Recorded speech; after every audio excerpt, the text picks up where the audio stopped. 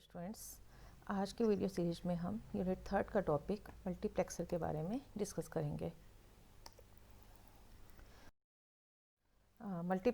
Multiplexer is a logic circuit which accepts many inputs but select only one input to be passed on to the output.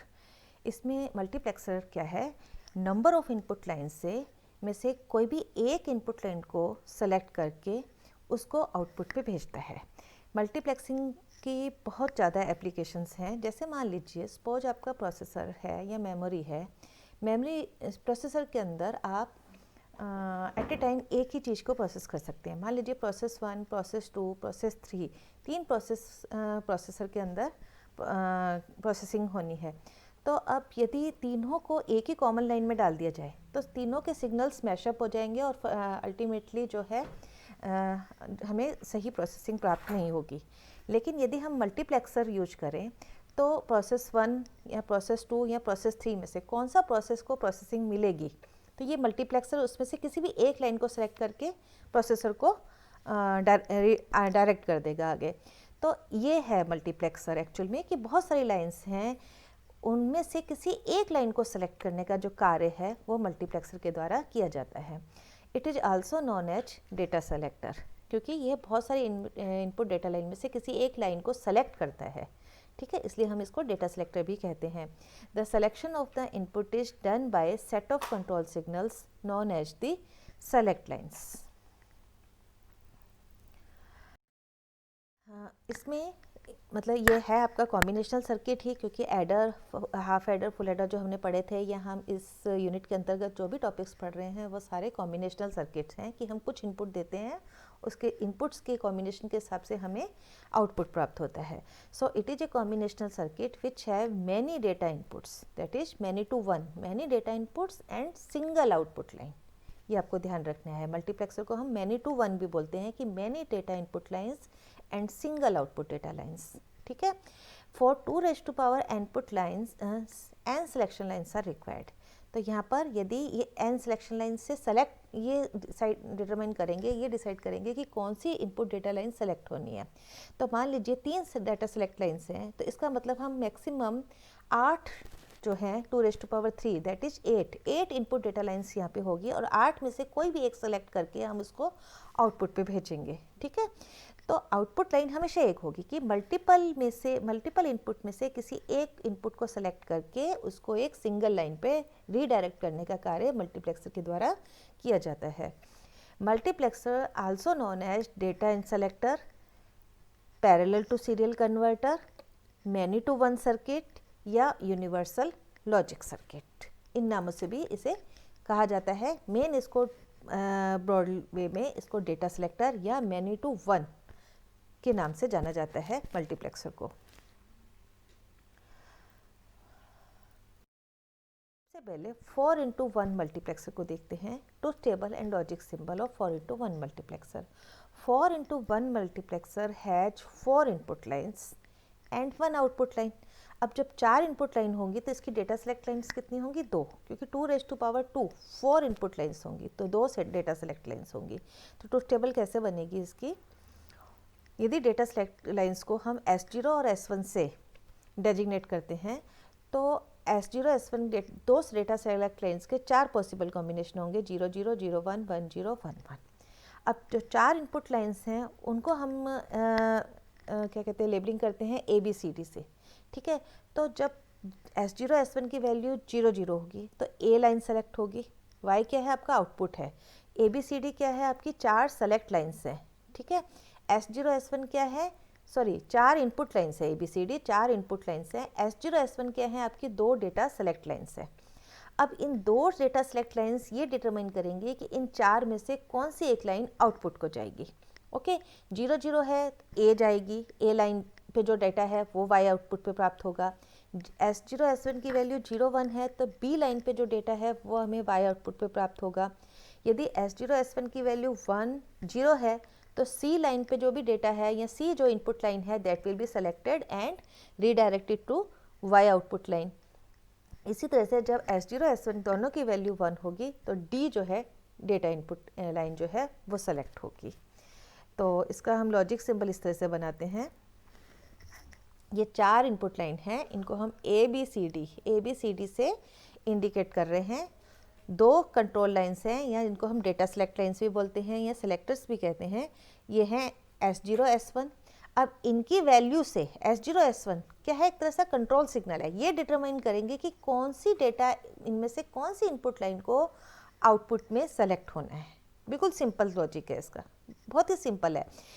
यदि इनकी value 1 1 होगी तो ये D जो है, ये जो है वाई आउटपुट लाइन पे सिलेक्ट हो जाएगी। जैसे मैंने शुरू में एक एग्जांपल बताया था कि ये मान लीजिए आपका प्रोसेसिंग है और इस पे एट ए टाइम पे एक ही चीज़ की प्रोसेसिंग हो सकती है, और यहाँ पे मान लीजिए 3 प्रोसेस लगे हुए हैं या 4 प्रोसेस लगे हुए हैं, प्रोसेस 1, प्रोसेस 2, प्रोसेस 3, प्रोसेस 4। तो यदि ये मल्टीप्लेक्सर नहीं होगा तो चारों ही इस लाइन पर जाएंगे और ये मैशअप हो जाएंगे इनके सिग्नल्स। तो मल्टीप्लेक्सर बहुत ही ज़रूरी डिजिटल सर्किट है। इससे ये सेलेक्ट करेगा कि कौन सी एक लाइन को वहाँ पे प्रोसेसिंग के लिए आगे रीडायरेक्ट करे। तो इन सिलेक्शन करने का जो कार्य है ये मल्टीप्लेक्सर के द्वारा किया जाता है। Okay, now we will see the Boolean equation. अब बूलियन इक्वेशन कैसे बनेगी, y इक्वल टू, क्योंकि आउटपुट तो एक ही है। अब a कब सेलेक्ट होता है, जब ये दोनों 0 0 होते हैं, मतलब a के साथ में S0 बार और S1 बार है, b के साथ में आपका S0 बार S1 है, C के साथ में आपका S0 S1 बार है, और D के साथ में आपका S0 S1 है। ओके, तो इसी तरह से ये बूलियन इक्वेशन बनेगी। बूलियन इक्वेशन बनेगी y equal to S0 S1 bar A, मतलब दोनों का बार है, फिर S0 बार है, S1 के साथ B है, फिर S0 S1 का बार है, C है, और S0 S1 जब दोनों 1 1 है तो D सेलेक्ट होता है, और y इक्वल टू। अब हम देखते हैं इसमें हमें 2 तो इन्वर्टर चाहिए S0 S1 के लिए, क्योंकि S0 का बार भी यूज हो रहा है, S1 का बार भी यूज हो रहा है, और हमें 4 एंड गेट चाहिए, 1 2 3 4। ये 4 एंड गेट ABCD जाएंगी और उनमें से एक आउटपुट प्राप्त होगा, तो एक और गेट चाहिए हमें। एक 4x1 मल्टीप्लेक्सर को इम्प्लीमेंट करने के लिए 2 इन्वर्टर, 4 एंड गेट एंड 1 और गेट के द्वारा हम इसको इम्प्लीमेंट कर सकते हैं। अब ये जो इक्वेशन है उसी के हिसाब से इस पर इनपुट दिया। जैसे ये गेट G1 है, तो गेट G1 में जो आउटपुट जाएगा वो S0 का कॉम्प्लीमेंट जाएगा और S1 का कॉम्प्लीमेंट जाएगा, और A आपकी डायरेक्ट जाएगी। इसी तरह से इसमें B डायरेक्ट जाएगी गेट G2 के अंदर, और S0 का कॉम्प्लीमेंट और S1 जाएगा। यहाँ से S0 का तो कॉम्प्लीमेंट जाएगा, लेकिन S1 आपका डायरेक्ट जाएगा इसके अंदर। ठीक है, इस तरह से जो भी मतलब आपका हमने ट्रूथ टेबल में देखा, जो भी वैल्यूज होंगी उसके हिसाब से ये लॉजिक सर्किट डिजाइन किया गया है, और इनको एंड गेट के जो आउटपुट हैं उनको हमने एक और गेट में डाल दिया।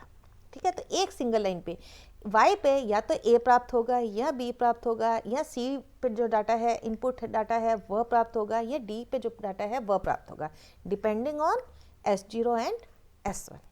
Okay, multiplexer can act as universal combinational circuit. All the standard logic gates can be implemented with multiplexers. ठीक है, जितने भी लॉजिक गेट्स हैं, एंड और नॉट और जितने भी हैं, इनको भी हम मल्टीप्लेक्सर के द्वारा इम्प्लीमेंट कर सकते हैं।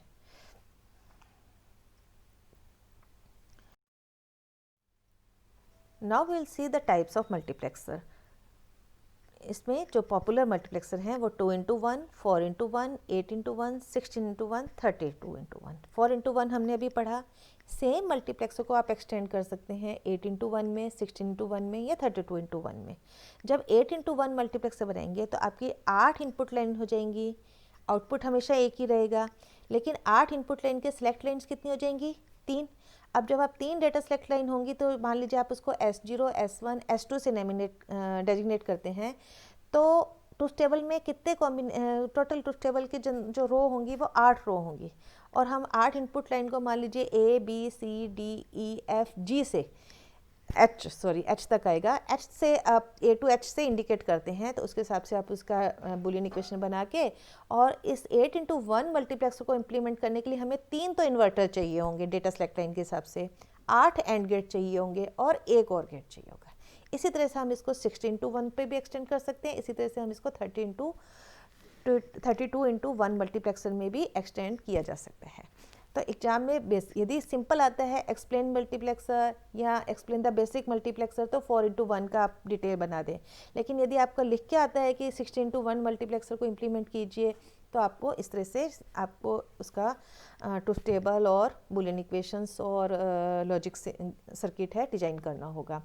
अब ये भी हो सकता है कि 8x1 मल्टीप्लेक्सर है, इसको बनाने के लिए हम 2 4x1 मल्टीप्लेक्सर भी यूज कर सकते हैं, मतलब 2 4x1 मल्टीप्लेक्सर बना दें और फिर एक वापस से 2x1 मल्टीप्लेक्सर बना दें, तो उनमें ये आपका 8x1 मल्टीप्लेक्सर डिजाइन हो सकता है। इस तरह से डिजाइन किया जा सकता है। Now we will see the applications of multiplexers. Application of multiplexer. It is used as a parallel to serial converter in serial communication.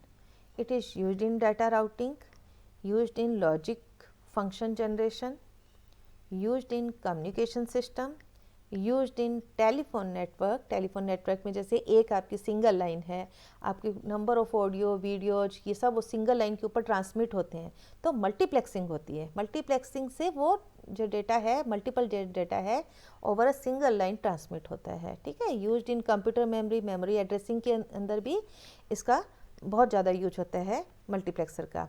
Multiplexers are used in various fields where multiple data need to be transmitted using a single line. Multiple data है और उसको transmit करना है single line पे, तो हम multiplexer को use करते हैं। Thank you. This is all about for today video lecture. In the next video series, we will discuss demultiplexer. Thank you.